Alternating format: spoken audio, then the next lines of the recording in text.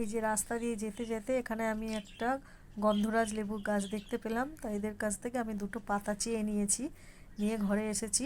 এটা চাটনি বানাবো। এই চাটনিটাকে সব বলা হয় হাত চাটনি, মানে এটা গ্যাসের কিছু করতে হবে না, শুধু নিজেকেই করতে হবে।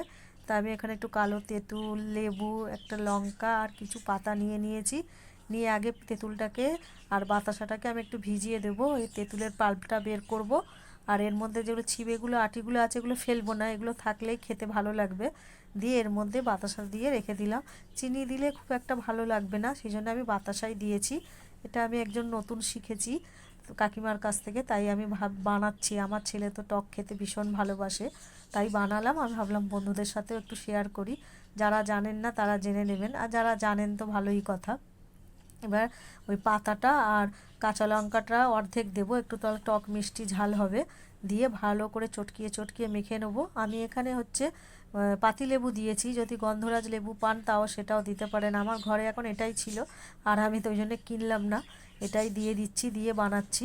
দেখবেন একবার করে খেয়ে দারুণ লাগবে। এই শীত আসছে, শীতে তো টক খেতে খাওয়ার শেষে শেষ পাতে আর কি খেতে দারুণ লাগে। তা আমিও একটু তাই বানালাম, দেখি যে কেমন লাগে। এখন তো একটু ঠান্ডা ঠান্ডা বেশ ভালোই লাগছে, তা আমি ওই জন্য বানিয়েছি। আমার ছেলে খুবই ভালোবাসে খেতে, আর আমাদের সবাই টক খাই। আর আমি খুব বেশি না খেলেও একটু আধটু খাই, কিন্তু এটা একটা নতুন জিনিস, নিশ্চয়ই ট্রাই করব, তাই এই বানিয়ে ফেললাম। তাই এটাকে ভালো করে চটকিয়ে কিছুক্ষণের জন্য একটু ঢাকা দিয়ে রেখে দেবো, তাহলে ওর মধ্যে মানে পাতার গন্ধটা পুরো ছড়িয়ে যাবে। আর গন্ধরাজের লেবু পাতা দারুণ লাগে। এই যে দেখুন, আমার এটা রেডি হয়ে গেল।